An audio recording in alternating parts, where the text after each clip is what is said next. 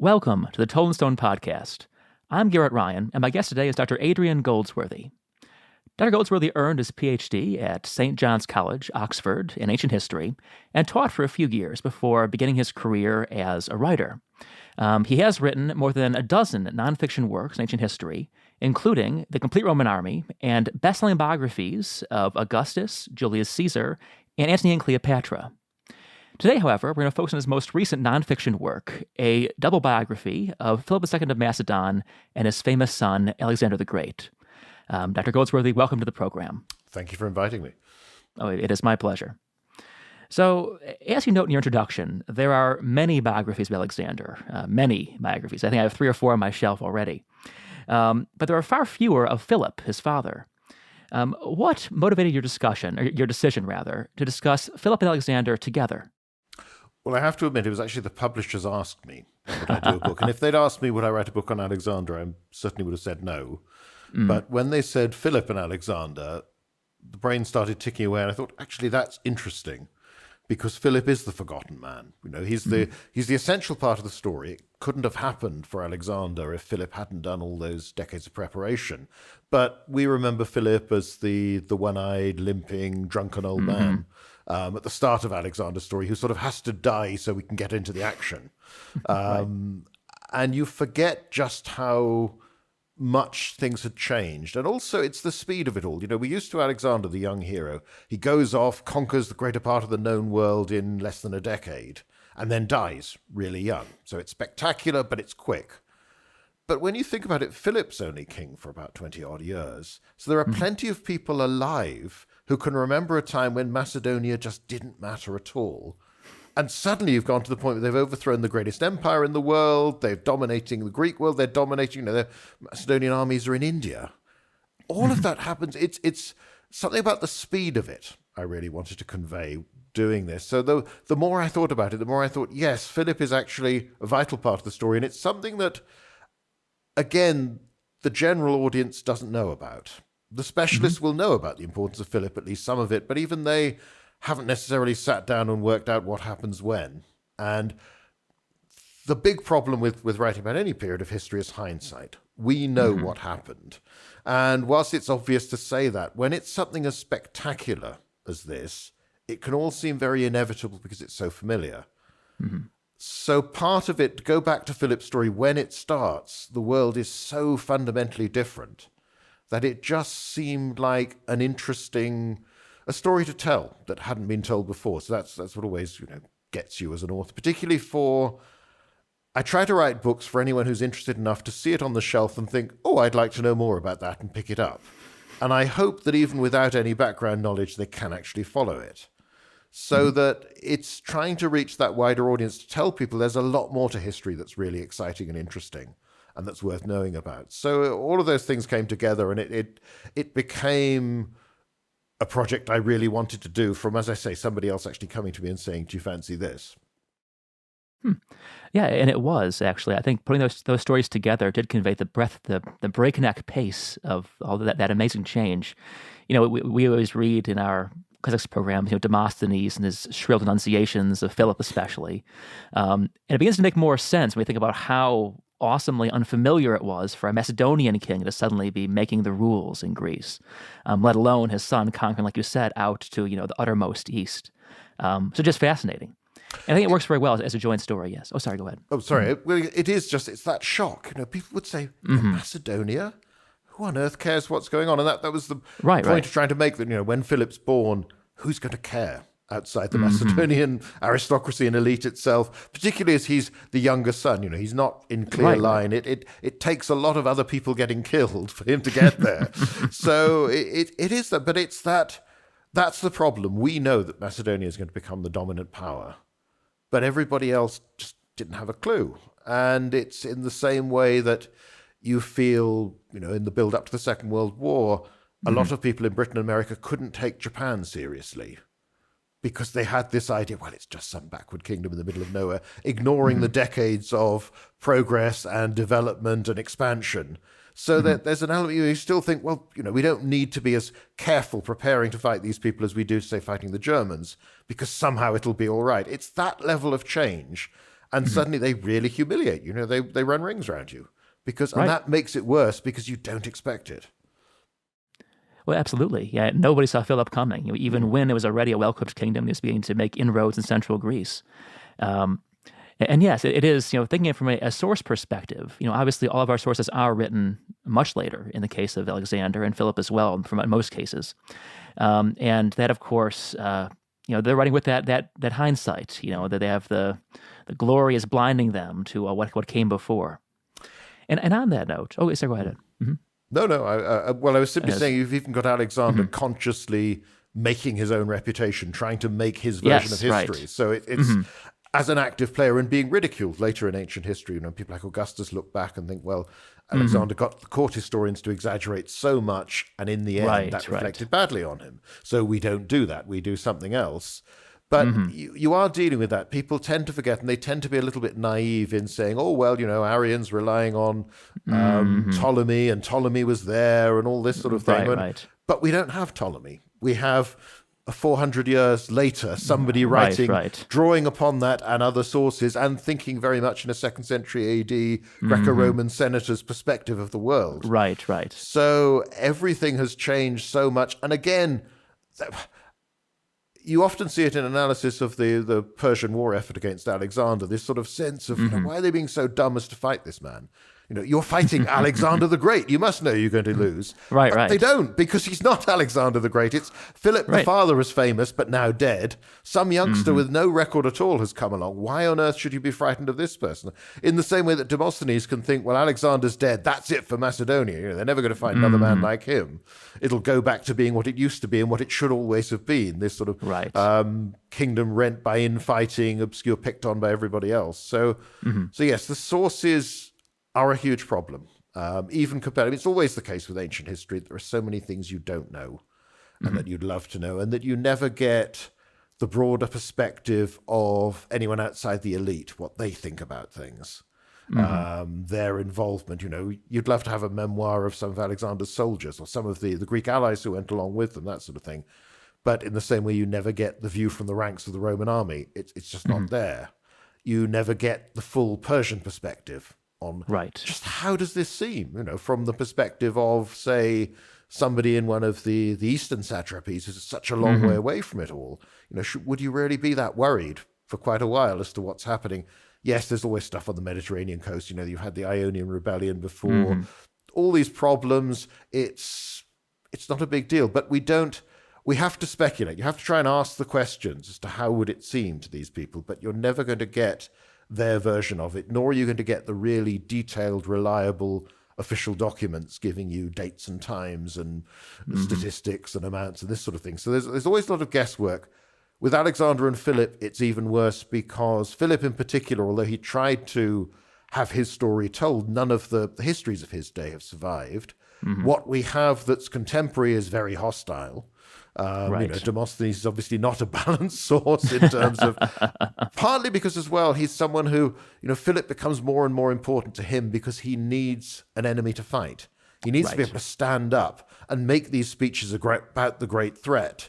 So he can become somewhat obsessive, which may not always represent just how other Athenians are thinking at that time. And clearly the actions of Athens, when they don't always do what Demosthenes recommends, or that anybody who's hostile to Macedonia does. And you can't just take Demosthenes' explanation of this, well, they've all been bribed. If they don't agree with me, then they must be corrupt. Philip must support them.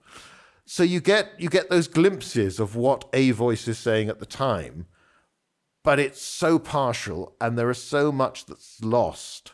Where there are plenty of years in Philip's life where we don't actually know where he was and what he was doing.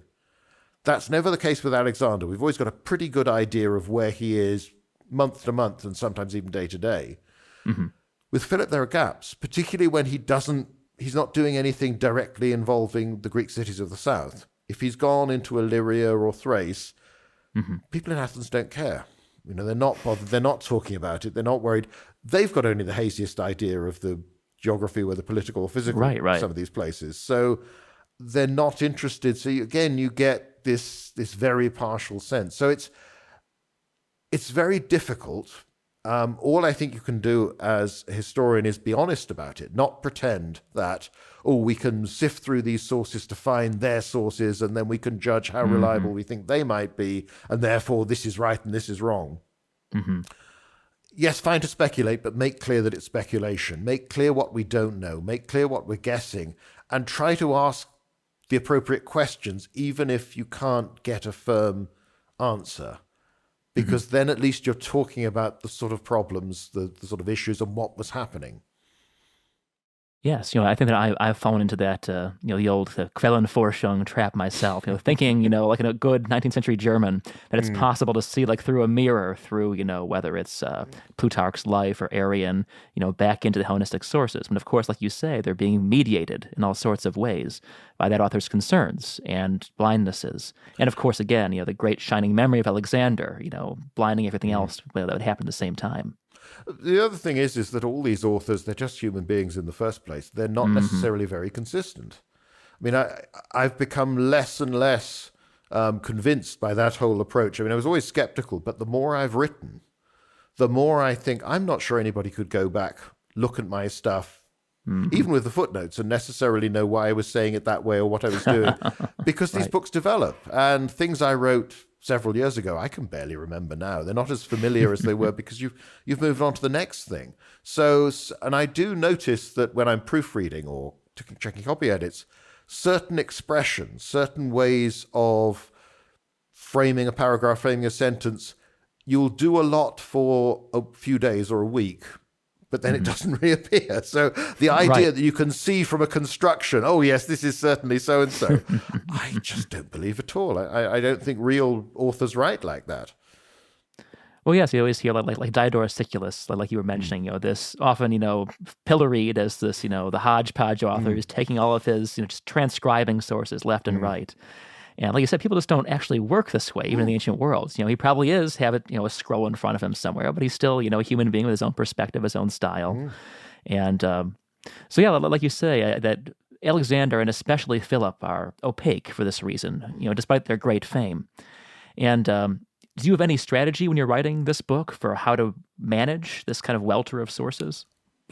It's different with each project, really, but you've always got similar problems. It's just they vary to degree as to what you've got. I think it's trying to be... I like to think of it as writing history with the sort of scaffolding still in place. You're building a structure, but you're showing how you do it so that the reader can sense whether this is, yes, we can be very confident this is what happened, or this might be. I know it frustrates. I mean, I know I've got copy edits of a book coming through next month, and I know that they will be raised time and time again. Do you have to say might have been, perhaps, possibly, all those qualifications, all the conditionals? But if you're honest, you've got to. And the big danger is to create a Philip or an Alexander in your mind and then just assume that you know them as a person. So therefore, if there's a problem, if there's a mystery, you have a sense, well, this is what my Philip or my Alexander would have done in those circumstances, or Parmenio or any of the others, and then assume that they did that. It's far better to admit that when we come to personal motivation, we really don't know what any of this meant to Alexander or Philip. We don't know at which point Philip felt himself secure, or whether he's still the young king with a kingdom that looks as if it's about to be dismembered. And it's just, okay, I'll win this campaign. Again, it's from a much later source, from Justin, but the idea that he's investing the spoils of each campaign to fight the next one, like a businessman. There's this sort of scornful sense of the ancient elite that he isn't fighting war like a proper gentleman, but he's doing it like a business. Right. But there is that sense that each stage, you take a step, but you're always thinking of the next one, but you're not really thinking of 2 or 3 down the line, other than in the vaguest sense, because you are making it up as you go along to some extent. So it's trying to do that... lack of inevitability, lack of knowledge as well. These people are operating. So it's trying, again, I think at heart, I'm trying to write a biography as if it was a biography of somebody from the 20th or 19th century where you have the sources. Ask the same questions, be honest with the fact that you can't get the answers, but at least try and remember, it's important to me with all the biographies I've done to know where the person was and what they were doing at any time. Because you can, say with Julius Caesar, you have all this debate about what he was trying to do as dictator, what he was doing those last months of his life before the assassination. Similarly with Alexander, what are his plans for the Persian Empire once he's conquered it, whilst he's campaigning in Afghanistan, this sort of thing. When you actually look at where these people are and what they're doing, you start to realize they don't have a lot of time to do this abstract planning, to sit down. This isn't ever an open book. They say, okay, I've got this empire. What do I want it to be? How am I going to merge the different nationalities? How am I going to do it? Right. It's cobbling it together. It's one decision after another. Whilst you're in Alexander's case, you're traveling, you're fighting, you're out there riding or marching at the head of a column in all weathers. You're living under canvas, you're eating, you're feasting, you're doing so much that you're not someone who's just sitting in the comfort of an armchair thinking. And it's the same way. It surprised me when I did the biography of Augustus, when it had never really occurred to me that he spends most of his reign away from Rome and Italy, and that he travels far more than any emperor. Hadrian's the only one who comes close. But this is somebody who, again, is always moving, and you're thinking of a court that's moving around. It's a very different image to this sense of somebody sitting there on the Palatine Hill waiting for the world to come to them, which is what some later emperors do. But it isn't, again, you're assuming, you tend to get used to studying a period, and you think, well, it's always been like that because that's what it becomes. But again, with Alexander, he didn't know how this was going to turn out. And Philip the same. And Philip certainly didn't expect to get murdered, when he's in his 40s at that age. And given that, one thing that surprised me with this generation really is how old a lot of the Macedonian kings, but also the other leaders, Bardalus of Illyria and others. When you get these men in their 80s and 90s who are still rulers and still apparently active campaigning and off in the field with their armies, it reminds you that, Philip isn't that old by the standards of his family. If somebody doesn't kill them, the Argead royal family tend to last a very long time in a way that Roman senators don't seem to, but perhaps that's because life is even more dangerous for them. So it's, again, sometimes you're coming with assumptions from how you've studied the ancient world that prove not to be borne out by the evidence you have for that particular period. So it's trying to let every period be itself and understand it on its own terms. Well, yes, you mentioned how there's this temptation to create your own Alexander, your own Philip, to assume you understand your subject. And I'm sure that having read all the sources, that can be a very powerful temptation. You have so much information flowing around your mind, and I think that so many authors do succumb to this temptation and just create. I understand Alexander. He's a sociopath, or he's a glorious conqueror, or whatever else. You're spending a lot of time, at least in your head, with these people. Right. So you do tend to develop a sense, and with a project that's large, I wrote this book over about 3 years. You're spending a long time, and you inevitably either like or dislike them. And I found, I was surprised when I did the biography of Antony and Cleopatra. My respect for Antony declined steadily the more I learned about him. And you thought, this is a man with a great reputation, but he never really lives up to it. Alexander, is someone I can't pin down. And I decided at the end, I'm not sure I really you probably don't want to be too near someone like that.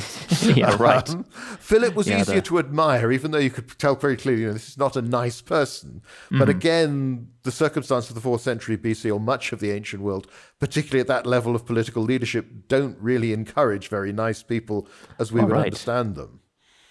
Yeah, the nice guy finishes last or just gets speared in this case, and I think there's often this temptation, or acknowledged or otherwise, by authors, even those who are trained as historians, to judge these people just, overtly by our modern standards. And by those standards, you don't want to hang out with Alexander or Philip. He kills people at dinner sometimes, and but right, you just say treating them as kings of the 4th century BC.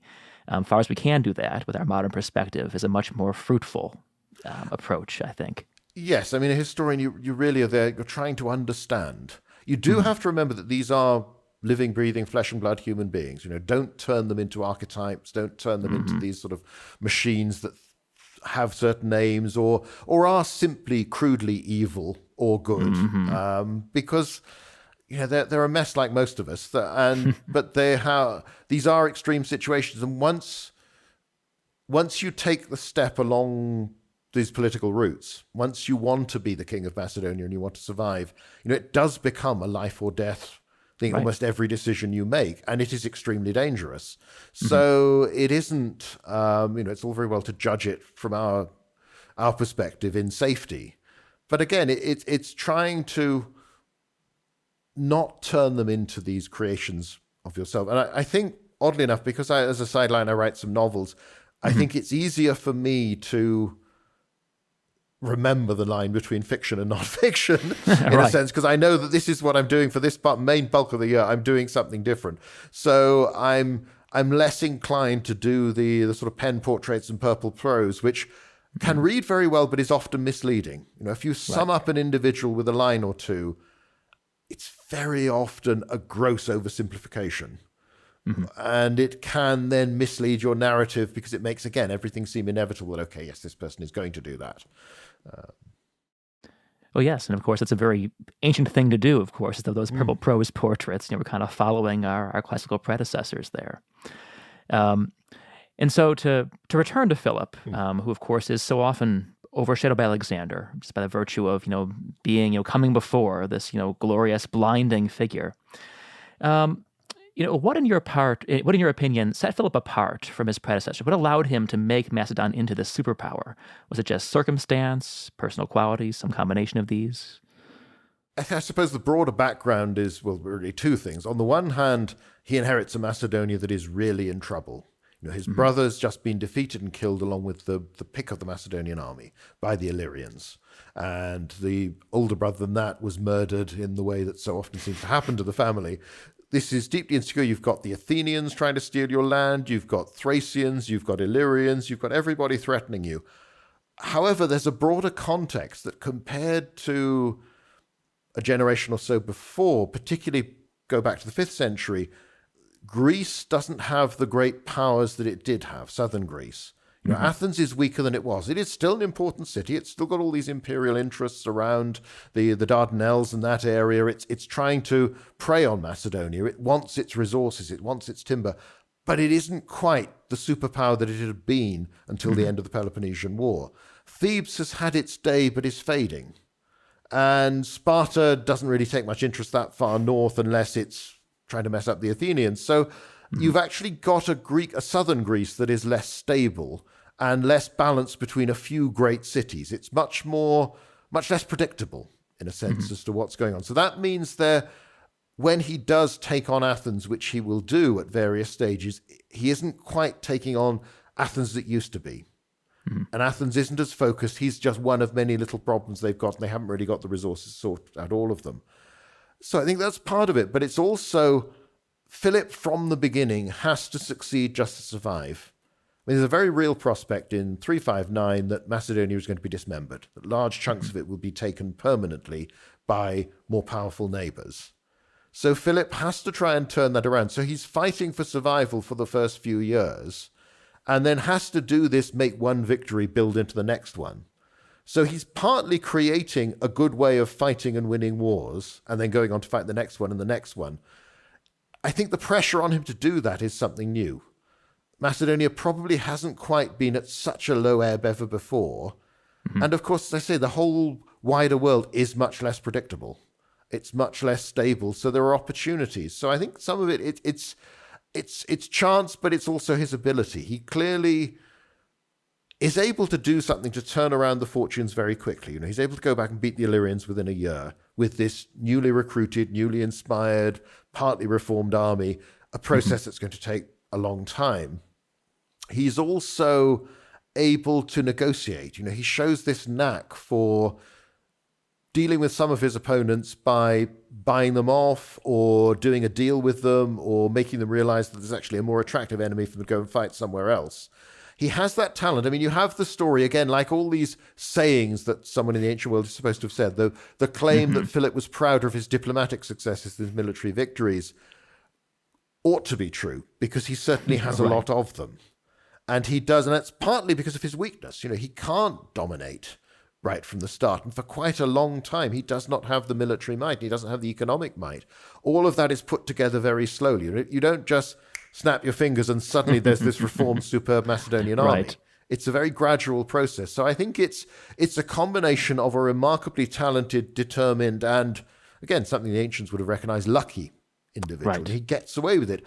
And he leads, as far as we can tell, in the same sort of bold, heroic fashion that Alexander will display, but doesn't die. He takes wounds, Yes. but he gets away with it. Another big thing, we again tend to take that for granted, but these people did take a lot of risks. Mm-hmm. And obviously that gives them more confidence every time they survive, but it's bound to take a toll. And there is always the danger, the possibility that someone might have killed them or crippled them early on, in which case history would have gone along a very different path.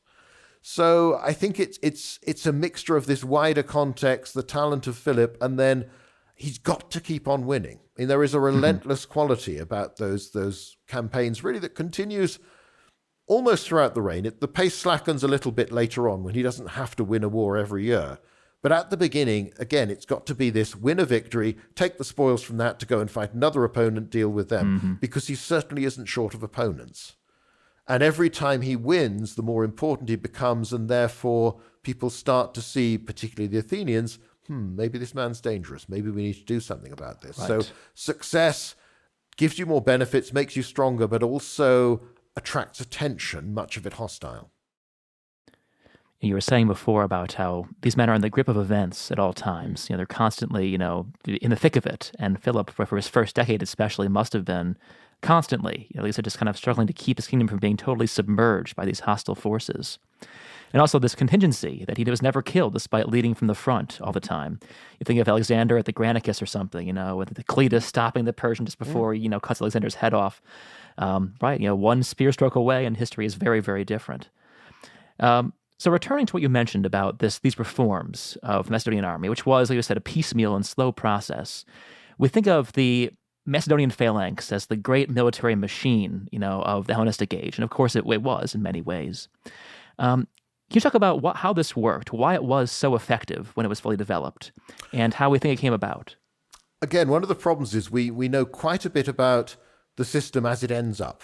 When you get to that point where, in some cases still under the Romans, Greek authors are writing these manuals about how a pike phalanx should drill in a formation that nobody's using anymore. It hasn't for centuries, but it's considered to be, this is how warfare ought to be. This is, you have to be a little bit careful because, as I say, again, don't assume that Philip somehow waves a magic wand and has this great army. This is a very slow, gradual process. Macedonia has long had a reputation for having good cavalry. And that continues, but they seem to become more effective and better. The big difference is the infantry, that in the past have been treated with disdain, really, by the rest of the Greek world. The ideal soldier elsewhere is the hoplite, traditionally the citizen soldier, the farmer who takes the shield down, spear down, helmet, goes off to war for a few weeks or days, however long it takes. And they fight ranked up close together in the phalanx, and they're watched by their neighbors. Therefore, there's all this social pressure on yourself to excel.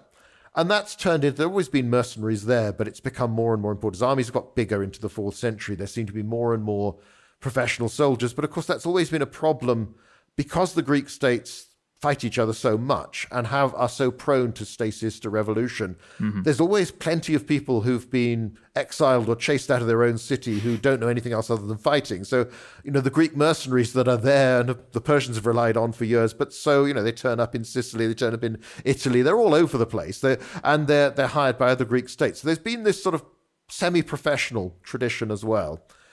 But it's all really based around the idea of someone with enough property to be able to train themselves. The idea that you're training physically in the gymnasia, but also you're learning how to use weapons, you're turning up, and it's part of being a citizen. Macedonia doesn't have that civic tradition in the same way. Their cities aren't like that. They don't have that class. So they don't have the same mentality, the same tradition. Now, Philip will introduce something different, and again, we can get very caught up with the technology of it. Because obviously the biggest difference is that instead of the spear used one-handed, that's maybe, 8 feet, 9 feet long at the most, of your average hoplite, is replaced by the sarissa, this two-handed pike that eventually might be anything up to 16 to 21 feet long. depending on the period. Now, obviously something like that is unwieldy. It requires you to stand very close together with people next to you. Otherwise, your opponent is just going to be able to get past the point and then you're in trouble. So it's a formation to be used en masse. It's a formation where everybody's got to stick together. The big advantage probably at the start is actually it keeps the enemy a long way away. So you don't have to be particularly good at fighting individually with spear or sword because they can't get to you. You need to be strong, you need to stay together, and you need to be determined. Another big problem is we don't have good descriptions of any of Philip's battles to know in detail at what stage all these bits of the information come in. It's hard to believe that in the matter of a few months he could have drilled the phalanx that he creates to the level that you see in Alexander's early campaigns, when you have all these formation changes and the bit where they impress the tribes they're fighting by drilling, marching up and down and raising and lowering the sarissai and all this sort of thing. And the locals are looking at it probably was uncanny to see this. It's something that you couldn't do, and done largely in silence, other than very limited orders and the sort of the clash of the equipment as it bumps along. It's a bit scary. But that's not going to be instant. That's going to take a long time. And probably in the early battles, you've got the royal troops that may not be armed that way. They've got all these difficulties about just how the more permanent soldiers are armed, and whether they're part of the main phalanx or whether they're fighting in a more traditional hoplite way. They're probably doing the bulk of the fighting. Philip's genius will lie in two things. One is the battlefield element, whereby he'll combine these much better infantry that get better and better as the years pass, and they are combined with the cavalry that are used for shock action at the right moment, with other supporting troops, some with missiles, some skirmishers, all this sort of thing. All the allies he'll bring into the army, because this is always, other than in the very early days, this is never a predominantly Macedonian force. Again, it's rather like the Roman army. It's so successful. It relies an awful lot on allies and different people that you bolt on to the organization, and it seems to function. Philip makes them very good at fighting in battle. He makes them very, very good at marching quickly. And that's one of the biggest things. He changes the pace of warfare. And that's in two ways, really. One is because he organizes the supply so that they can eat while they're out there and they're spending longer in the field. And he gets them to move faster so that they can campaign all of the year round, or certainly most of the year round, in almost any weather, any terrain. They might not be very big forces. They're probably not early on. They might just be a few thousand men in many cases, but they get there and they're in the right place where he wants them to be. And the second major component, the thing we never really think about so much, we just take for granted, is that he learns how to capture fortified places, cities in particular. And that's something that no one has been very good at doing ever before, particularly in the Greek context and in the Mediterranean context. Sieges have been very long, very difficult operations. Philip develops this system, and he does it partly by hiring these engineers from all over the world, by funding their research so they can create better artillery, better siege towers, all this sort of thing. But also it's because he can supply the army, and because he can keep them in the field for longer, they can stay for weeks or months. And some of the assaults he launches fail. They're not instances, but he very rarely fails altogether to capture somewhere when he decides that he wants to capture it. And that means that a war suddenly becomes far more decisive. Because the pattern, you look at it, it's always striking if you go to Greece, or even if you just look at a map, how close together many of the cities are that fight each other generation after generation. And every now and again you'll go out and you'll go and fight them again, but they're still there. Because you can't capture them, and you don't really want to, but you also realize, I don't want to sit there for months trying to starve them out. I certainly don't want to try and climb a ladder and capture the place. Philip can make his war complete because he can go to the settlement. And, many of these communities, they're quite small. But he can go there, he can capture the city, and he can impose terms, or he can force them to surrender. And that means that instead of going back and fighting the same people in a few years' time, or 10 years' time, or next generation, suddenly they're under your control. You can either colonize them, you can absorb them, or you can turn them into allies that know that you can always get over their walls again if you want to. And that fundamentally changes the nature of warfare. And it's less dramatic, and it's not as well described as the sort of the dramatic march and the spectacular battles. But it's vital. It makes such a huge difference. Without that, neither Philip nor Alexander could have achieved anywhere near so much. Mhm. That's very interesting. It's less about having just longer spears per se than it is about having a different mode of warfare, one that is, year-round, one that relies upon a semi-professional force, and one that has an actual siege train that can be brought to bear upon any recalcitrant, enemy. And thinking about just how this gathered pace, how we're going from actions against the Thracians, to being done in Thessaly or the Sacred Wars, and finally Chaeronea, actually, essentially opposing one hegemony over the rest of Greece. One wonders whether the famous the Panhellenic Crusade, which Isocrates preached and Philip eventually adopted, is just the next logical step. This is all that's left to do, the next thing that's most obvious for this highly trained force to be launched upon. You do wonder. I mean, it's again, I'm almost contradicting myself in starting to imply there's an inevitability about events. Of course, right. You do feel that Philip's created this kingdom with its clearest expression being the military machine of the Macedonian army that relies on frequent warfare.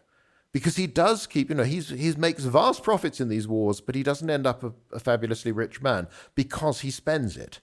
He's very generous rewarding his followers, hence the growth in the number of, the sort of the senior companions, the people at court, but also the simple number of cavalry he can deploy, the people who've got estates, they've got lands that he's given them, but also to win favor with allies, to make sure that he's accepted in Thessaly, that he's accepted in Epirus, that he's accepted elsewhere by all these communities. He keeps, as I say, spending so that you need more money. You need a greater source of income. It's like this company that's locked in a permanent sort of growth spiral that it's got to keep on expanding, otherwise it declines. Now I don't think that's a good model for ancient empires in general, though people sometimes try to use it. But in Philip's case, in the short term, and of course, we don't know what he planned for Persia, how large an expedition he wanted. Was this profit? Was there a sort of a target Philip had in mind when he would be strong enough where he could actually feel, I don't need to fight so often. I can simply let the kingdom run itself, let the profits grow. Maybe, maybe not. I mean, it's all he's really known in his adult life is fighting or negotiating or threatening, diplomacy with the backing of force behind it. And of course, he's, as I say before, by Macedonian royal family standards, he's comparatively young. And for all his wounds, he's still pretty healthy. He's certainly an active man. So I think it is there. And there's clearly been this, this Greek idea of knocking around for a while by the Isocrates and the other Panhellenists of partly looking around themselves and why are we fighting each other all the time for so little gain? But also there's that strange sense, it's almost hearkening back to the good old days. It's the great paradox of Greek history is you have this moment of comparative unity in the face of the Persian invasions. And, it isn't any coincidence that Herodotus, obviously not from mainland Greece himself, but nevertheless starts to write history at this point. They're suddenly seeing themselves in a wider sense, in the same way the Romans start writing history after they've defeated Hannibal. They look around and think, wow, wasn't that amazing? That was terrible. It was really scary, but we won. And it's the great story. It's the thing that we keep returning to all the time. So they have that image. But then, of course, in the generations that follow, all the great heroes, and obviously the Thebans had been on the wrong side in the first place, but Athens and Sparta both take money from Persia to fight the other one. And everybody else, all the other Greek states, are quite happy to consider this as a normal thing. So the evil empire, as they've portrayed it so many times, that was threatening to gobble up Greece, destroy the liberty of mankind, all this sort of thing, is suddenly a very handy source of revenue. And it's strange that, the people who pride themselves on whether it's the Athenians with Salamis, the Spartans with Thermopylae, with Plataea, that you're actually taking money from this great enemy to dominate in Greece. So you can understand a lot of Greeks looking around and thinking, there's something wrong here. And then with that arrogance, that incredibly Greek sense that you are simply better because you're Hellenic than anyone in the world, it isn't a very attractive appeal when you look at the details of Isocrates and others. It's basically, let's go off and have lots of Persians as slaves so we don't have to work and we can all become proper civilized Greeks. It's quite a disturbing idea, even by ancient standards. But it's just that thought that, well, we're better at fighting than they are. They've got loads of money.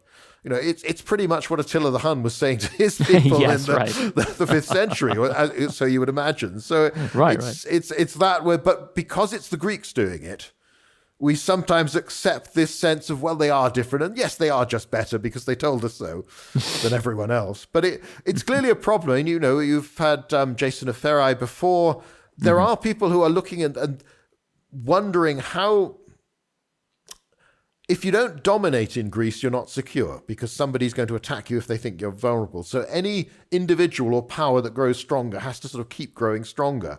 So they almost all face this same problem as Philip, the sense that if you have really succeeded and you have actually come to dominate Greece, what do you do next? Because if you sit around, people will think you're weak. And, these are not people who naturally unify or come together. They really, they don't have that spirit. That sense of independence is so strong and so developed. And rivalry, this desire to be first is so overwhelmingly powerful that they're going to keep doing this if given the chance. And speaking of this desire, this overweening desire to be first in all things, talking about Alexander himself. So, of course, he succeeds at the age of 20 after Philip is assassinated at his daughter's wedding. And we often assume that Alexander has this, this vision of glory from the beginning, that he's always destined to conquer Persia. And there are all these, anecdotes about his childhood where he's, inquiring about Persian ambassadors, whatever else. But you wonder, coming to power, as Macedon is poised to begin this expedition into Persia, do you have any option, really? Would it ever occur to him not to launch this expedition? I suspect there's no choice at all. I mean, as long as you feel strong enough, he waits that little while because he's got to try and secure his position. Right. He doesn't wait long. But part of the army is already there in Asia Minor. You've already got that advance guard. You're already fighting this war. It's begun. The army is prepared. We're told that Alexander has virtually emptied the coffers of the Macedonian royal family at the start of the expedition. Most of that has probably already happened. You've already... The uniting force with all these Greek allies is that let's all go and fight the Persians. And we again forget, because he's Alexander the Great, that he is just a kid. That, yes, he might have been praised for being brave at Chaeronea, but there's very little detail as to what he actually did there. He's done a few things. We don't even know. I mean, this is one of the striking things, whether or not Philip was planning to take him to Persia with him. Was he's clearly the favored heir at the time, partly because there's nobody else. Right. But would that have lasted if Philip had lived on another 20 years? Alexander could have got himself killed as a subordinate fighting in Persia, or might have rebelled back left home in Macedonia because he thought, well, I might as well see what's happening. But I think there is a momentum at that point where, again, he's much stronger than Philip was when Philip succeeded to the throne, but he's still got to establish himself. He's got to create that security that... After all, your father's just been murdered. Whether or not you're involved in it in any way whatsoever, the point is the king of Macedon, the most successful one there's ever been, has just been stabbed to death. This could easily happen to you. So you can't trust you can't take the Macedonian aristocracy for granted. And the striking thing is there is a gradual change as the years go by, but the army that Alexander leads to Persia is Philip's army. All the key people, all the senior commanders, they're Philip's men. And a lot of them are Philip's age group or older. Again, you've got these people in their 70s who have campaigned, and they're people who can remember the days before Philip and can remember weak Macedonia and can also remember how easy it is to get rid of a king of Macedonia and replace him. Right, yeah. So, these are all people you cannot take for granted. You cannot expect Alexander, again, we know he's Alexander the Great, he's going to be this military genius. They don't. They've seen some promise, but they're also probably not wanting to be that keen to be ordered around by this kid. Right. And the whole tradition of Alexander suggests something, Parmenio, the voice of caution, and Alexander does the opposite and wins, is a sort of broader reflection of that.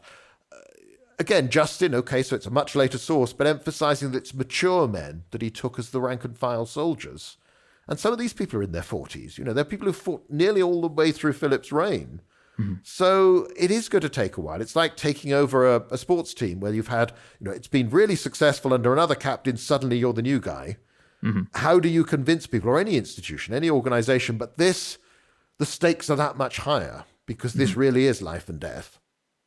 So no, I don't think he has any choice at all. I think at that point, it's just a question of making sure that he's secure enough to go, and then he's got to succeed. I mean, I think that's why the the Battle at the Granicus happens so soon and in such an unconventional way. And I don't think the Persians were expecting anybody to be lunatic enough to attack them late in the day across a river. Right. It's not what normal people do. Why would you? This is a big risk. But you're taking these risks, and as long as you keep succeeding. But it takes quite a long time before you convince people, and they're not automatically thinking we're Philip's army, before they start to think of themselves, we are Alexander's army, we're Alexander's noblemen. Deep down. Right. Again, I'm into the speculating of how people are thinking now, which is what I've been telling myself I shouldn't be doing. But... Yes, that is. It's irresistible. And it's very interesting. I think that so much about Alexander's career makes sense from that perspective. Both his supposed paranoia about Philip's officers, Parmenio himself, for example, or Philotas. And of course, right, Granicus, which is an absurd battle, charging across this high bank of the river and everything else, because he has to prove himself. He's not the great yet. He's just Alexander, Philip's son, trying to prove that he's more than Philip's son. And so thinking about the Great Persian Campaign, you have a nice part in the book where you contrast the Persian and Macedonian forces. What sort of built-in advantages, as far as those exist in warfare, does Philip's army, and now Alexander's army, have over the forces of Darius III? What makes it so successful, I suppose, in these set-piece battles? It has the advantages that it is, in a sense, a practice team. The core of this army are the officers and the rank and file that have been campaigning under Philip and now Alexander for decades, in many cases. And they've kept on winning again and again and again. So you start with that confidence, but you also have the assurance you know each other. Alexander himself is to some extent the unknown quantity. How is he going to behave in charge of the army? But everybody else has fought battles, campaigned alongside all these people before. They know their reputation. They know what they'll do. They trust them. I mean, it's striking at the Battle of the Issus. And in most of Alexander's battles, he basically, once he's deployed all the pieces, once you've got the build-up to the charge, there is very little command and control he can actually do. But he relies on the fact that at every level, all along the line, all the officers know their job and they're going to do it. And it's that proven experience that you've already got. That's the big difference. It's a little bit like Hannibal's army when he marches into Italy. The core of it are his father's old men and his men that have, again, campaigned for a long time. They're a really well-practiced, very slick team that know each other, trust each other, and absolutely believe they're going to win under any circumstances. In the Persian case, there isn't a Persian army. There is the army you raise for a particular occasion, and that can be drawn from different regions of the empire depending on the requirement, the scale of the task. So this isn't a unified force. These are people who don't know each other. And because the Achaemenid Persian Empire is so huge, lots of people will not know each other personally, even your aristocracy, let alone lower level commanders. The Issus campaign, Lone Granicus, is fought by the troops that can get there in time.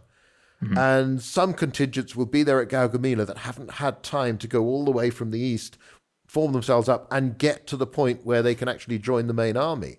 So it's the Persians are learning as they're going along. If they'd had more time, if this had been a prolonged war, the Persian army would probably have become more coherent and improved, particularly if it could have won a few small successes. It doesn't ever get that chance. Each army that Alexander meets is essentially a different army. And there's hardly anybody who knows how the Macedonians fight, know what they're doing. They're also just not, apart from the march to the actual battle itself, that's the only time that army gets to drill together, to work out who's in charge. We read in the Macedonian accounts of the units, particular regiments of the phalanx or squadrons of the companion cavalry that by routine are at the head of the column on that particular day. You've got this very sort of practice system. Everybody knows where they should be.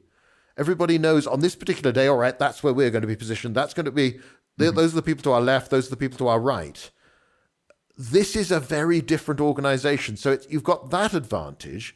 You've also got the traditional success of hoplite and Greek armies when they've gone east. They fight in a style, this hand-to-hand combat. They're much more enthusiastic than many of the contingents that form the Persian army.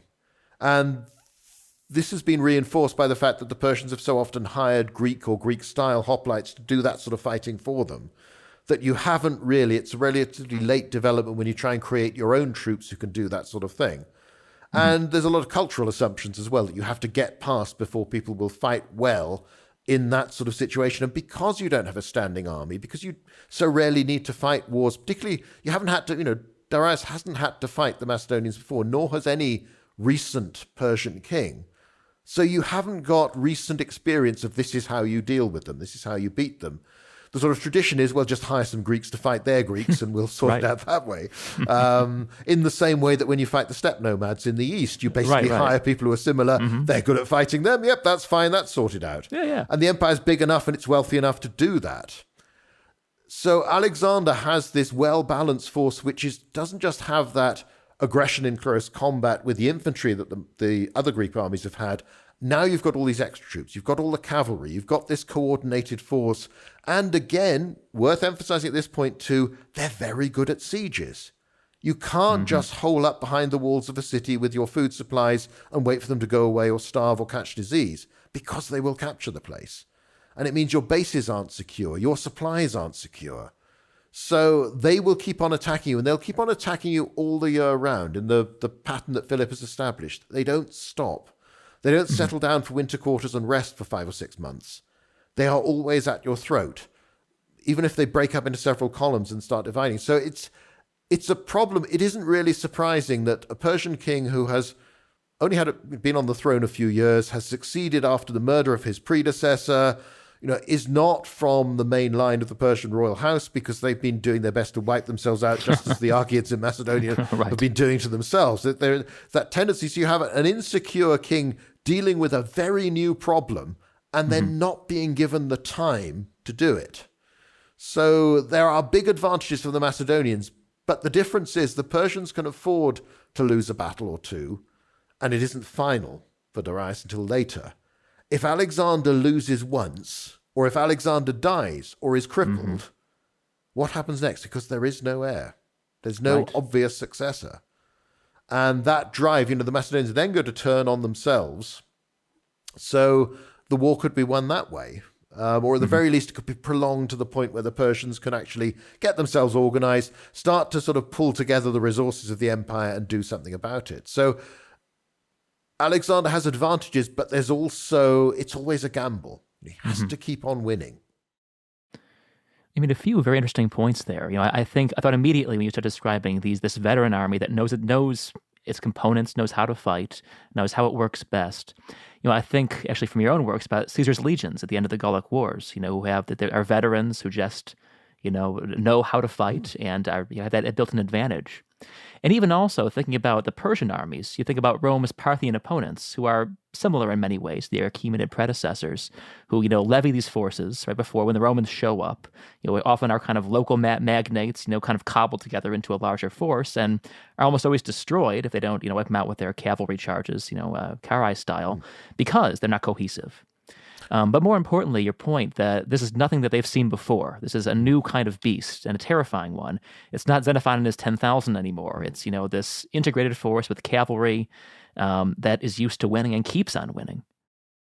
Yes, exactly. It's again, but we know that. So therefore you get, occasionally people analyze and say, well, really, it would have been better. Don't fight them at all. Try and cut off their supplies, starve them. You've got the classic case where early on the Greek mercenaries are advising the Persians, this is what you should do. Don't fight them, just starve them out. And of course, Greek sources inevitably present the Greeks as the wisest person on the...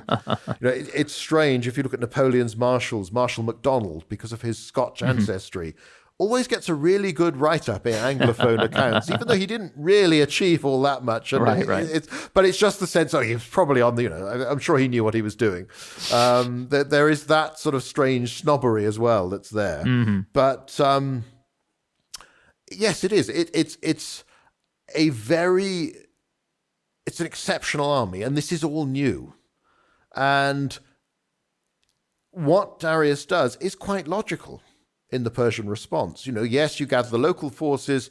The satraps don't think they're going to fight the Granicus, but it happens, and they lose. They're not really prepared for it. But then the Issus campaign, okay, I've got a big army. the Persians outmaneuver the Macedonians. It's the surprising thing that Alexander is able to turn around and attack them in a position of their own choosing and win. But there's no reason to expect that. Nothing up till now has shown that that is likely. And even at Gaugamela, okay, we've come further east. I've got not my perfect army, but I've got a lot of troops he hasn't fought before. Let's again choose the spot. Let's overwhelm them with numbers. Let's outmaneuver them with far more cavalry than they've got. These are quite reasonable things to do. In the same way, you could look at the Battle of Pharsalus, where Pompey faces Caesar. His tactics make perfect sense. It's just that you're up against this commander and this incredibly experienced and confident army that can find a way around it. Similarly, the Romans fighting Hannibal in the early years. Right. They're outclassed, but there's no reason that they should realize they're outclassed until it happens. Again, hindsight makes it clear, but of course, people don't expect this because it's new, it's different. And thinking about these three big set-piece battles, the Granicus, Issus, and Gaugamela, as a military historian, which of these strikes you as the most interesting or impressive as a victory for Alexander's army? I think probably Issus, although they each have elements in them. Again, I'd emphasize it in the books. There are these three big battles. Then you've got the Hydaspes there in India. And there are no other big pitched battles in Alexander's career. You've gone off to Persia, and he's fighting much smaller scale most of the time. So there is always the tendency, in the same way, the 100 Years' War in the Middle Ages becomes about Crécy and Poitiers and Agincourt. Right. All won by the English who lose the war. But, it's 100 years. Okay, it's not constant, but nevertheless, most of the time is not spent in big battles. But they draw our attention because they do matter and they are important, but they are not the only aspect of warfare. Right. Granicus is interesting because, as I say, it's Alexander breaks the rules. He attacks across a river, having marched there, and it's a gamble. But he wants his battle. He's confident he can do it, and he wins because his troops are better and more aggressive. And the one thing you don't do with cavalry is line them up by a river and try and defend. This is the purpose of the mobility is immediately denied by all of that. So that's interesting, but it's still a relatively small action. I mean, he only takes about a third of the Macedonian army, and it's basically the Macedonian troops and a few picked favorites. The Greek allies, most of the other allies are not there. And that's partly because he probably doesn't trust them, but it's also he knows he wants to take the pick of the army, the bit that is really good, and make sure that first encounter is a clear victory. Because again, he can't afford to fail. And he can't even afford a draw. Issus is interesting because the Persians have got behind the Macedonians without either side really realizing this. And Darius' army starts to follow Alexander along the coast there. Alexander is able to turn around. What's impressive is that he turns around, he halts the army to rest them, he will then advance, and he will advance across this plain by the sea, gradually deploying the army. But it's the formation change, it's the skill of doing that, maneuvering right in the presence of the enemy whilst they look and watch you, and you end up in the right place, and then you attack across a small obstacle, and you win. Gaugamela is interesting because how do you deal with the fact there's far more of them than there are of you? They're mostly cavalry, at least the good stuff. They are bound to envelop you, so how do you deal with this? And it's striking there, it's the only time where you have a second line of any significance at all, a reserve in a sense, although it's almost like marching in a big square because the idea is that they can't get around you, or at least they can't roll the army up. So I think they're each interesting in their different way. They show the army developing, they show Alexander developing. The thing that I dislike, and I try to argue against in the book, is this tendency to see them as all basically the same. That what the Macedonian army does all the time is lean towards the right, make a gap in the enemy line through which Alexander and the companions steam through and break the enemy line, and that's it. And, at Issus, it's interesting, the probability is the first charge Alexander leads is on foot. And with the Hydaspes, because you don't lead with cavalry right into the mass of formed infantry, it's not a good thing. And it shows Alexander doing that, then returning, then getting on Bucephalus, and then leading the companions into an enemy that's already... So I think there are hints at a rather more subtle command style than we sometimes allow. But the problem is, and that picture of the sort of standard Macedonian, stretch the enemy out, lean to the right, punch through the gap, it's extended to Cheironea, to all sorts of things where there is no evidence whatsoever for this being the case. And it doesn't make sense when you look at the sort of armies, the sort of terrain. So again, we almost turn Alexander into something simpler than he really is, because it gives us a nice, neat answer. But I suspect that if we knew more about each of these battles, we would find they're actually different in many respects. But it's getting that small detail of, there's arguments about where the river is, how far the shoreline has changed at Issus. Gaugamela, we don't really know where it was. Granicus, what was the state of the river then? It's with all of these things, whereas with a modern battlefield, you can go and you can walk it and you can have a fair idea of the topography and how that shaped what was going on. The ancient world, that's almost never possible. You mentioned that in some ways the most innovative thing the Macedonians did was besiege cities very successfully. Obviously, they're very effective on the field as well. But Philip kind of pioneers this siege train that it can take Greek cities for the first time. And Alexander, again inheriting this army and these skills, applies it with great success, both at Tyre, at Gaza, and then many other less well-known instances. What is it that they did? What was the new element of siege warfare that Philip and Alexander brought to bear in these instances? I think the first is that they can stay outside an enemy city for a long time, and they don't start to starve, they don't succumb to disease, they seem to organize themselves well enough. So that's part of it. That makes everything else possible. You then have the technology that you can build the mole across to Tyre. So you can link it up with the mainland, bring your siege up. When that's destroyed, you can do another one. You can put siege engines on ships. You can build siege towers. You can build artillery. There's the development of the more powerful Torsian artillery. And also a willingness to take losses when you assault. Because the pattern, when you get the descriptions are rarely detailed, apart from Alexander's ones, and then predominantly Tyre and Gaza to a lesser extent. But at Gaza, you're tunneling to undermine the walls. That's new as far as we can tell you. So there's a lot of technology. You're bringing all that to bear, but you're also willing to do what Alexander will later do in India and climb the ladder and jump onto the rampart and then jump down into the fortress when the ladder breaks, behind you.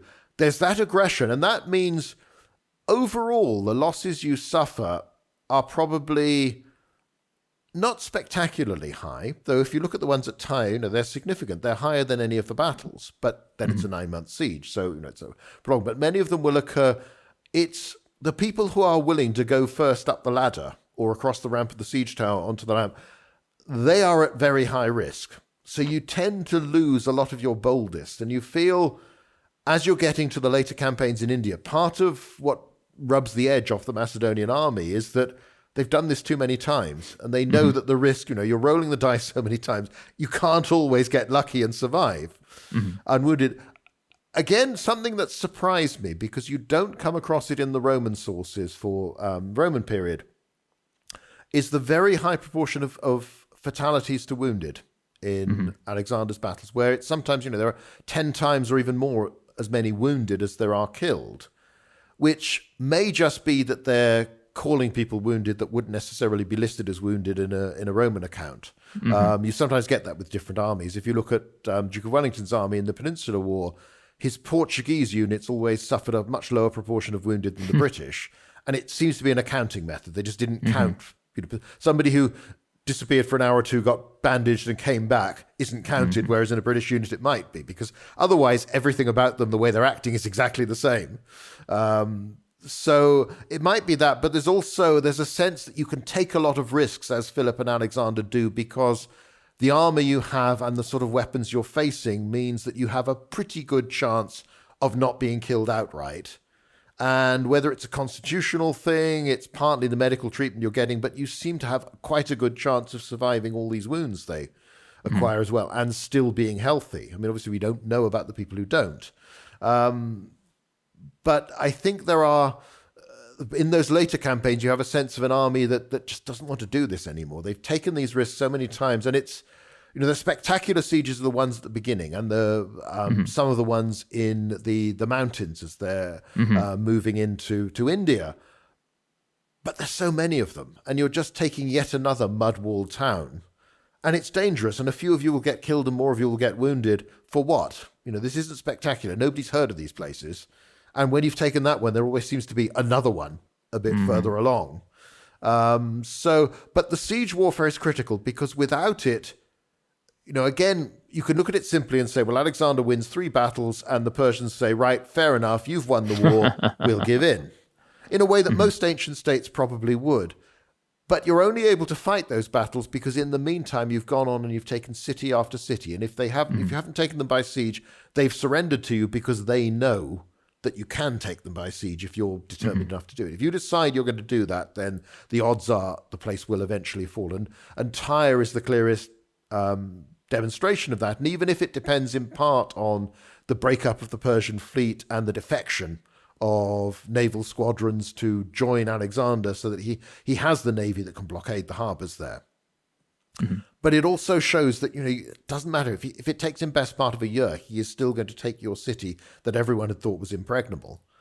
And that's bound to make you think twice the next time you come along, which is why Babylon and places like this just open their gates, right? In you come, fair enough, king is dead, long live the king. It's that, right. That sort of principle. You mentioned how there's these umpteen minor actions, often sieges of unwalled villages or kind of minor skirmishes that really make up the vast bulk of the Macedonians' resume militarily. And these are often kind of glossed over in our sources. They're not dramatic. They're not very, rhetorically impressive. But they are really where I think Macedonians kind of shine, I guess, most successfully. We kind of see, Alexander's genius at work again and again, for better or worse. Do any of these minor actions that are often overlooked stick out to you as being an interesting example of how the Macedonians did warfare? It's striking because obviously one thing you're not going to have when you're climbing ladders to attack a walled city is a pike. Right. So, from the very start, the bulk of this phalanx infantry is fighting in a different way or with a different weapon to normal, but they're fighting very well and they're fighting just as aggressively. I suspect a lot of this, again, it's the sort of thing Philip's army has been doing in Illyria, in Thrace, for years. And it's on the same scale. So again, it's something they know about, but it becomes, when you think how long he campaigns in Bactria, in Sogdiana, in these areas, and then as you move, far more Macedonians are killed in this fighting. And the overall size of the army gets bigger and bigger. But again, because it lacks this drama, we don't focus on it. It doesn't have the sort of simple tactics. It doesn't fit the template. But that's, again, as I say, I suspect the battles are more different than we allow. And if the more we knew, the more we'd realize that. But the thing is that situation after situation is different that Alexander faces. And yet, with the same army, the same troops, he finds a way of winning. Whether it's, sometimes it's finding the route up so you can get above the city in the clouds. But it's also, they can build something or they can do something or they can find a way that always means you can win. They do not quit. They do not give up. And even enemies that win successes against, there are those defeats. There are the Macedonian columns that are destroyed. You go back and you pummel that enemy into submission. And you hunt down all of the satraps that are still fighting. You hunt down the local leaders who appear. So it's less dramatic. And often, again, it's Alexander not necessarily with the whole army, but with a detachment of it. But he does show, by this time, he's clearly very good at everything. And he's also, by this time, the army does know him. And they know that just as they used to believe with Philip in charge, we're bound to win, they know deep in their bones that with Alexander in charge, we're going to win. There's always a way around. So it's an odd mixture because the sources don't emphasize that much all the allied troops that he's added to the army by this time. By the time you get to India, in theory, if the figures are right, the army is massive. And you've got horse archers and all this sort of thing. And they do feature a little bit at Hydaspes. But they don't in the more general accounts, in the way that in the past, you've often had specific mention of the squadron of so-and-so, the companions, or the phalanx battalion of a named commander. You get less of that as time goes on. There's a sense the army's bigger, and even though these engagements are smaller, that it's a bit less personal. But that's probably a reflection of the sources also finding it confusing to tell this story. Right. Now, when you think the amount of space they devote to the big campaigns against Persia compared to the wars that actually last longer, again, it's the modern tendency. I mean, it's one thing whenever when you come to write about it, but also, quite a few times I've worked on TV documentaries about Hannibal. There is a great tendency for all their screen time to be devoted to getting across the Alps into Italy, Right. which is the start of the war. But it's that wonderful story, and it's the bit everybody knows about. And it's the same with Alexander and Persia. We focus on those early years, and we forget what goes on later on because it does get repetitive. I mean, I found it writing, and I think I say somewhere in the book that, I do this deliberately, and I keep on saying, this is where they are, this is what they're doing, because it matters. But it is essentially the same thing again and again. You come to an area, the locals don't submit, you find a way to defeat them. There are more and more massacres later on. There is a brutality about this, and it's partly a reflection of the very loose political organization that you can't simply knock out a great king and expect everybody else to surrender. Taking one town, one hilltop village doesn't mean that the one 10 miles away is going to surrender to you because they didn't like those people in the first place. So they are absolutely confident. And again, as the Persian War develops, there is a sense that people get some idea of, yes, this is Alexander, we've got to be careful, this is how we fight him. Most of the people they encounter later on don't know who the Macedonians are. They don't know who Alexander is. So they do think when some load of foreigners turn up and tell them what to do, well, of course we're going to fight. Wouldn't anybody? They don't realize what they're up against. It is. The sheer reach and the duration of the campaign. It must seem like a distant plague, on the horizon. They suddenly show up and and just overwhelm everybody. But as you said, there's always one more hilltop village, which must have been just enervating. Yes, I mean it's. And of course, some of these troops, some of Alexander's veterans are going to go on for fighting years after his death in the Wars of the Successors. These are, people you have to think that humanly you can understand this repeated cry for, let's go home. We've won this. We don't mind fighting for you again sometime in the future, but let's have a rest. Because with Philip's campaign, there had been those frequent returns home. And even in that, that unique incident in the first winter, in 334, when men newly married are allowed to go back home to try and father the next generation of Macedonian soldiers, this sort of thing. But there is that sense that you've had an army that, yes, it's semi-permanent, but actually you've still got a strong link to all these garrison towns and cities that Philip's organized, to your Macedonian families, to the land, to that has been practical when you've been campaigning in the sort of the broader area of Greece and the surrounding lands. But when you're getting so far away, it becomes harder. And when there seems no end in sight at all, it is odd. Alexander doesn't seem to read the mood of his men, where time and again he'll sort of tell them, to win the war, we've got to go and capture Bessus, we've got to go and defeat him. So just a little bit further, and then it'll be all right. But when he does suddenly decide to send contingents home, whether it's the Greeks, whether it's the Thessalians who volunteered later on, in the middle of nowhere, and in the sort of middle of a campaign, it's suddenly, right, fair enough, you've been complaining, off you go, and I'll reward you. But, you're months and months away from getting back to the Mediterranean at best, and it's a long, difficult task to find your way back home and feed yourself all the way home. It's you have these odd mixtures, the stories of Alexander, leading the snowblind soldier up to his place by the fire, sitting the man on his stool, and, the shock when, I'm sitting in the king's place, and don't worry, it's fine, we're Macedonians, not Persians, or waiting for them to come across the desert, as everybody comes in. So you have these moments of incredible empathy, of setting an example, obviously later on the famous one of pouring out the water from the helmet. But also these incredibly insensitive moments where he just doesn't seem to have a clue. So he's an odd mixture, or the tradition about him presents this odd mixture of a character. Well, but I suspect sheer exhaustion is part of it for everybody, Alexander included. Well, sure, and there's this moment, of course, after Hydaspes where they do refuse to go on, somewhere deep in what's now Pakistan. And Alexander apparently is furious, desperate to continue onward, but his men, just have had enough. And one wonders about, obviously we can only speculate about his motivations at this point, but, was this for him just an indefinitely movable feast? This kind of just continues until the world stops. I wonder. Partly it's got to be habit by this time, because this is all he's done for a long, long time. And he knows he's good at it. And he knows that each problem he comes across, yes, I can win. I can find a way around. Hurrah, let's have another party to celebrate. And reward men and everybody cheers me. And it's great. If he stops anywhere, I mean, the problem, the friction, whether it's the pages, whether it's killing Clytus, all of these things happen whenever they stop and pause for a bit and have time to think. And they very quickly get on each other's nerves. But also you do wonder, we're told in the ancient sources that Alexander wrote a lot of letters, many of which survived in the ancient world, though they don't to us. But you do have to wonder, he's carved out this huge empire, and there will be lots of people wanting him to do things. The nature of ancient rule is that people come to kings, to emperors with problems, with petitions. You have power, therefore we want you to sort things out for us. So Alexander, if ever he stops, has to actually face up to the task of organizing this vast empire.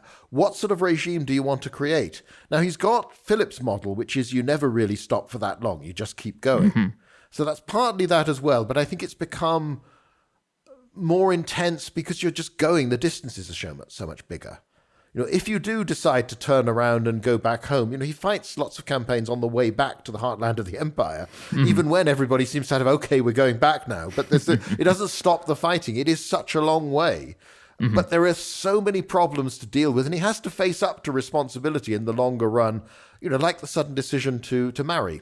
That happens later on, and starting there, and then the big, the mass ceremony with the senior officers, and taking, more wives for himself. Okay, one day there needs to be another Macedonian, there needs to be another king, whether he's a Macedonian king or whether he's king of this great empire. You do half wonder if there's an element of, if I keep going, I don't have to think about these things. I don't have to do the dull work. I don't have to govern this empire to quite the same way. I can make a few decisions, people will come to me, I'll have to write letters, but basically the day-to-day stuff is done by somebody else. And I can do the bit I like, the bit I know, the bit I understand, which is going on, exploring and fighting. So, yes, I mean, I don't buy the idea, there is this theory that Alexander sets up the mutiny at the Hyphasis and that he doesn't want to go any further, but he wants an excuse so that people say, he's not turned back by anything but his own army. I don't buy that. It doesn't make sense. I'm sure he could easily have found a good pretext to say, let's go back and we'll make sure we've got the southern part of the Persian Empire, or let's go and explore the sea route, all these sorts of things. You have to wonder as well, you're in India in the monsoon season as well by this time, and I've never experienced it, but just looking at film footage of it, that looks like one of those times you think, I really don't want to be marching in an army and I don't want to be doing anything in this. So and conditions that no Macedonian or Greek would ever have dreamed of. It is a very alien environment. And as they get the knowledge that India is a lot bigger than they thought it was, and it is very noticeable that even in the sources later on that we have preserved, there are still so many weird tall tales told about India. Right. The gold digging ants and all this sort of stuff, or the giants, and it has that sort of same quality of stories about the New World in the the 16th century, that people believe almost anything about this. It's not quite Persia. Somehow we sort of understand, yes, it's alien, yes, it's a bit different, but this is just not quite real. This is, the Romans will tell similar stories about Britain. Even when they'd had some contact with it, you get stories of people with no heads but their faces in their chests and this sort of thing, and half beasts, and it's still to some extent the unknown. So I think there are lots of factors, but to me, I think Alexander wanted to go on, and it's just the army that says they've had enough, and that's the only way to explain it. I just don't think this is. If he tried to stage manage this was incredibly botched and mismanaged. He doesn't look good. He doesn't come out well in the sources for this. Well, right. It's often presented, I think, in our sources as this, this pathos, this desire to continue, just because the nature of who he is, Alexander and Nikitos, unconquered, whatever else. But, I think you're right that it's almost escapism to some degree, that he doesn't want to deal with the minutiae of, managing a great empire. For him, it's the excitement and, the thrill of endless conquest. Well, you have the story that's it's first told of Alexander, then subsequently of Hadrian, of them riding through a town. This old woman calls out with a petition, yes. and they say, "Sorry, I haven't got time to deal with you now." And the answer is, "Well, stop being king or stop being emperor." Exactly, right. It is dull. I mean, that's the striking thing, and obviously the Roman context is different, much later on. But if you look at people like Augustus, it's a terrible job ruling in this. You are doing very dull stuff all the time, and the other great problem, I think, particularly from the Greco-Roman experience, the Greek world, is that anyone who comes to want something from you has, if they are not an orator themselves, they've brought one along. So nothing can be done briefly. This is not the simple note of "I'd like this." This is listening to a very long, florid speech again and again and again, and great ceremony and great theatre about it all, which is important to people. But it must make it incredibly hard, particularly for an Alexander who's got used to the idea, I make a decision and tell people to do it, they do it. And that's clearly the shock as well, is those few occasions where his men don't do it, they don't obey. So, again, I keep saying I'm not going to speculate about that, but this is where I think you can legitimately ask some questions and say, well, suggest possibilities. But again, we don't know. You come back to this mysterious Alexander with nearly all the sources written 400 plus years later, by which time, and even then you've got the shorter term manipulation of the past, both by him and then under the successors, when everybody is trying to prove how legitimate they are and all the things that makes you like Alexander, but if possible, a bit better than Alexander, therefore people support you as king. So it's it's hard enough to know what Caesar was doing. With Alexander, it's so much more difficult because you don't get his own words. You don't get a sense of the man. Well, right, and at the risk of pushing you further into speculation, so obviously Alexander is spared from the stultifying routine of rulership by dying or being assassinated, probably just dying, at the age of 32 in Babylon. We have all of these descriptions about what he was planning to do. Obviously, he had this invasion of Arabia planned. We think that seems to be fairly straightforward, but there's talk of going on to Carthage or whatever else. How much do we know legitimately about what he was planning to do? Was that firm in his own mind, you think, or? Probably not. I suspect he had his plans. He is about, the expedition has been prepared. He's about to leave when he falls ill. So the Arabian expedition is clearly there and makes a lot of sense. It's the sort of easiest thing for him to do that's still a huge task. Because the big problem is, there's the story told about Alexander when he's young, hearing of Philip's latest victory and getting depressed, and his friends say why, and it's because he's leaving me so little to do. Philip posthumously gets downgraded because he doesn't do what Alexander does. He doesn't live long enough, which means that we forget just how spectacular his achievements are. But there is the problem. Once you go and conquer the greatest empire in the world, what do you do next? And with this culture of excelling, of being first, and you don't want to push it too far, but this is the man who views the Iliad as this inspirational text as well as everything else, and has this annotated copy that he's has under his pillow. But lots of Greeks, lots of people in different situations, as will many Romans, could feel inspired in their day-to-day lives by the exemplar of these heroes. So there is that sense that, it is all about being famous, doing more. And it's like any athlete setting a record. Once you've done it, you've got to go better. And it's quite hard. So I think Arrian's comment that, it'd be nothing small scale, whatever Alexander was planning. The problem is that in the immediate aftermath of his death, people have got all sorts of reasons for announcing this is what he was planning, and aren't you glad he died, because that would have been terrible, right. Or this is what he was planning, and isn't it terrible that the people claiming to be the rightful successors of Alexander have not done this? You do feel that, again, like Philip, he's younger than Philip.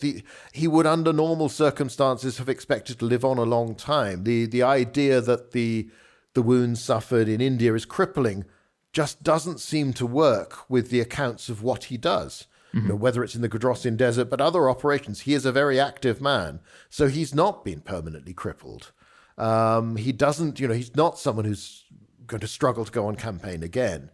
So it's all there, and it's again, what else can an Alexander do apart from conquer more? So you have to look for the next likely opponent, somebody worth doing. So I think what he's doing is perhaps more Macedonian in the sense, more like Philip. He's giving them a bit of a rest before he goes on to the next stage.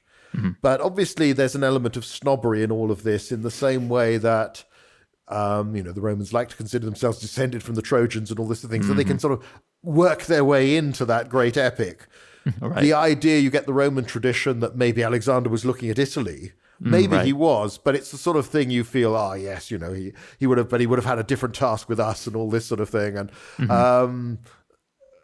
the Alexander story is so big, so powerful that you want to be part of it.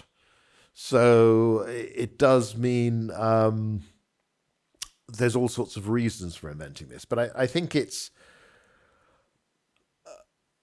clearly never possible for any of the successors to conquer on the scale again, and nobody else in the ancient world. I mean, nobody conquers so much land so quickly. For all the spectacular achievements of Pompey and Caesar and people like this, it's much more methodical because it's the situation is not there. There isn't something equivalent to the Achaemenid Empire you can go and attack, and that is at a particularly weak moment in its history, and you're at a particularly strong moment in your history where everything just fits in for this to happen. And on top of that, you've got Philip and Alexander who make sure it happens. Without them, it might not have done. So you can't remove the personality from the story and from the calculation when Alexander is essentially all about that. He's doing all of this to be spectacular, and it's about reputation, it's about achievement, and he is celebrating himself all the way through. And again, you're coming back to this problem Philip faced. Well, if you don't keep fighting successful wars, how do you reward people? What other ways there of bonding together your own aristocracy, let alone all your allies? And you've now got these fabulous resources. You've got all this money. You've got all this manpower. You've got this, the phalanx of successors, these Persian children that you've educated as Macedonians, you've raised, you've drilled in, and again, an incredibly tactless way. But nevertheless, you're not doing this just for the sake of it. The way that Philip has bound his allies and conquest together is by going off and finding somebody else to fight. So there's probably a sense that Alexander can't wait too long. You do wonder, you do have indigenous rebellions under the successors, particularly under the Seleucids. Would that have started to happen if Alexander had lived longer? Would it have been more marked? So unless you can motivate them to do something else. So there's a whole mixture. But again, it's like all the what-ifs of history. We just don't know. Right. Yeah, I mean, it is, of course, one of those wonderful, chestnuts of what-ifery. Either he goes to Italy, and fights various Roman generals, like Livy says, or goes off to China or whatever else. These imagine Alexander sort of keeps going till he's 80 and just drops dead in the saddle somewhere, in Siberia or something. But anyway, so thinking about the legacy of Alexander, which of course is so great, so vast, almost unparalleled, really, in ancient history. Plutarch pairs Alexander with Caesar, in his parallel lives. How apt do you think that comparison is of these two conquerors and kings?